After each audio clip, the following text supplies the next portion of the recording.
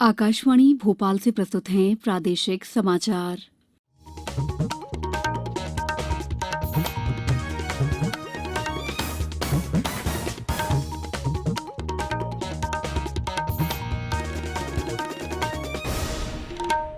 नमस्कार, समाचारों के साथ मैं दीपा सिंह। पहली 1 अप्रैल देश भर में 18 साल से अधिक आयु वर्ग के लिए सरकारी केंद्रों में निःशुल्क कोविड टीकाकरण अभियान जारी है। युवाओं से आग्रह है कि टीका जरूर लगवाएं और अन्य लोगों को भी इसके लिए प्रोत्साहित करें। जब तक आवश्यक न हो घर से बाहर न निकलें और सुरक्षा के 3 सरल उपायों का पालन करें।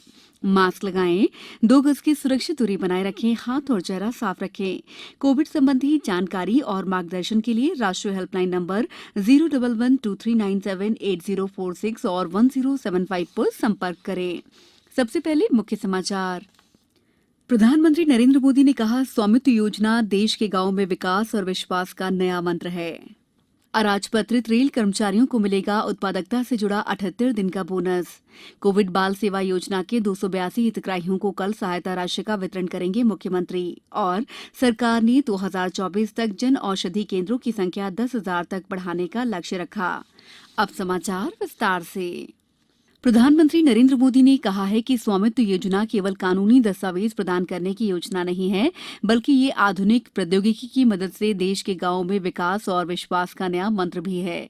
प्रधानमंत्री ने ये बात आज वीडियो कॉन्फ्रेंस के जरिए मध्य प्रदेश में 19 जिलों के 3,000 गांवों के 1,71,000 लाभार्थियों को वर्चुअल माध्यम से ई संपत्ति कार्ड वितरित करने के लिए आयोजित कार्यक्रम के दौरान की। मध्य प्रदेश की सराहना करते हुए प्रधानमंत्री ने कहा कि अब हम टीवी पर तो देखते ही हैं, एमपी है तो गजब है, और एमपी गजब तो है ही। एमपी देश का गौरव भी है, एमपी में गति भी है और एमपी में विकास की ललक भी।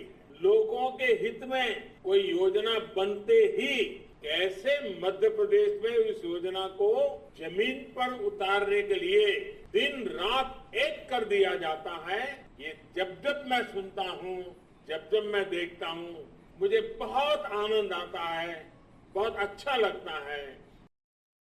प्रधानमंत्री ने कहा कि अब सरकार स्वयं गरीबों के द्वार पर पहुंच रही है और उन्हें सशक्त कर रही है। प्रधानमंत्री ने मध्य प्रदेश में स्वामित्व योजना के लाभार्थियों से वर्चुअल माध्यम से संवाद भी किया।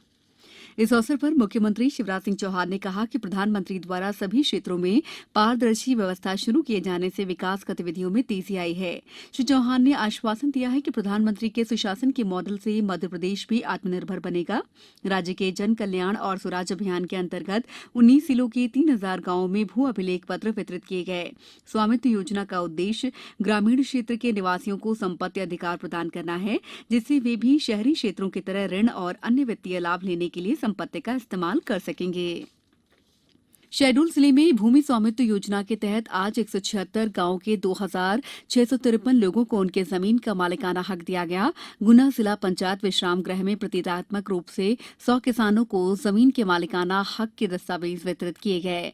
सागर जिले में खुरई तहसील के 21 और बीना तहसील के 17 व्यक्तियों को अभिलेख वितरित किए। केंद्रीय मंत्रिमंडल ने वित्त वर्ष 2020-21 के लिए रेलवे सुरक्षा बल और रेलवे सुरक्षा विशेष बल के कर्मचारियों को छोड़कर अराजपत्रित रेल कर्मचारियों को उत्पादकता से जुड़ा 78 दिन का बोनस देने का फैसला किया है। सूचना और प्रसारण मंत्री अनुराग सिंह ठाकुर ने मंत्रिमंडल की बैठक के बाद संवाददाताओं को संबोधित करते हुए बताया कि इससे रेलवे के लगभग 11,56,000 अराजपत्रित कर्मचारियों को लाभ मिलेगा। श्री ठाकुर ने बताया कि इस पर लगभग 1,985 करोड़ का व्यय आएगा।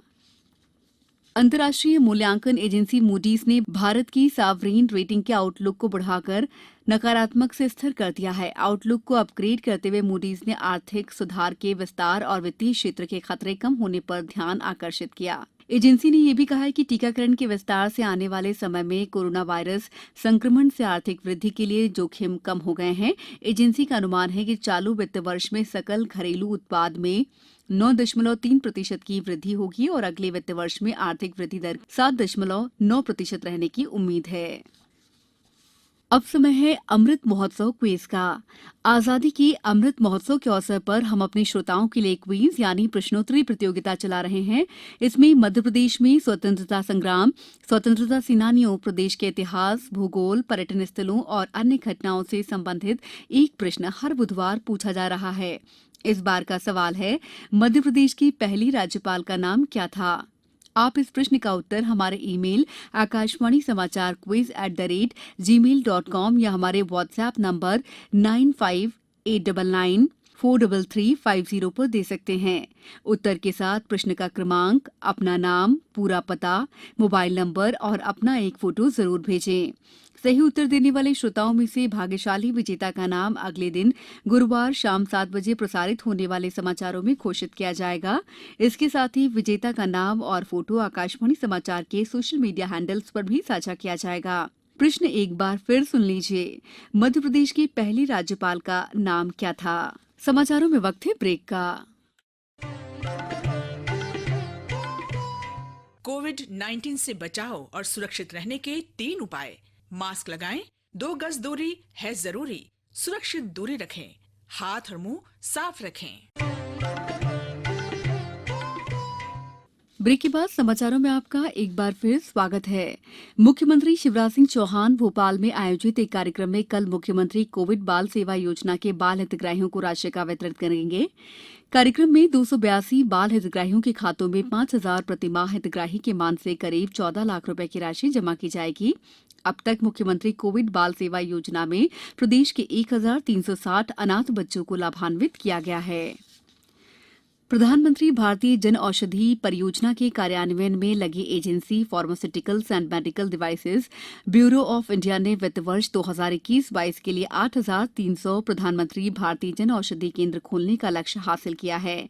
आम आदमी विशेषकर गरीबों को सस्ती दर पर गुणवत्तापरक दवाएं उपलब्ध कराने की दृष्टि से सरकार ने मार्च 2024 तक प्रधानमंत्री भारतीय जन औषधि केंद्रों की संख्या 10,000 तक बढ़ाने का लक्ष्य रखा है। एनआईसी द्वारा विकसित सारथी पोर्टल पर ड्राइविंग लाइसेंस जारी करने वाला आगरमालवा प्रदेश का पहला जिला बन गया है। जिला परिवहन अधिकारी शैलेंद्र निगम ने बताया कि जिले में कल से जिला परिवहन विभाग द्वारा ड्राइविंग लाइसेंस कार्ड प्रिंटिंग का कार्य शुरू किया गया। शारदीय नवरात्रि कल से शुरू हो रहे हैं। 14 अक्टूबर को महानवमी के साथ ही इनका समापन होगा। इस साल 2 तिथियां एक साथ पड़ने से नवरात्रि 8 दिन की होगी। नवरात्रि की शुरुआत मां शैलपुत्री की पूजा के साथ होगी। प्रदेश भर के मंदिरों में कोरोना दिशा निर्देशों का पालन करते हुए इस उत्सव की तैयारियां चल रही हैं। मैहर, सलकनपुर सहित सभी प्रमुख मंदिरों में सुरक्षा के खास इंतजाम किए गए हैं। अब कुछ समाचार संक्षेप में। राजगढ़ जिले में देहात ब्यावरा थाना पुलिस टीम ने आज एक वाहन से 3 क्विंटल 26 किलो 300 ग्राम चंदन की लकड़ी बरामद की है, जिसकी कीमत करीब 16 लाख रुपए बताई गई है। आईपीएल क्रिकेट में आज शाम 7:30 बजे आबू धाबी में रॉयल चैलेंजर्स बेंगलुरु का सामना सनराइजर्स हैदराबाद से होगा। शिवपुरी कृषि विज्ञान केंद्र द्वारा विशेष स्वच्छता अभियान के तहत गांव रामपुर और सिसई सड़क में साफ सफाई के साथ ही स्वच्छता पर गोष्ठी का आयोजन किया गया। मंदसौर में राजस्व अधिकारियों की समीक्षा बैठक में कलेक्टर गौतम सिंह माफियाओं पर बेखौफ होकर कार्रवाई करने के निर्देश दिए। बुलेटिन के अंत में आप सभी से एक अपील, मास्क और 2 गज की दूरी, हाथ धोना भी है जरूरी। नमस्कार।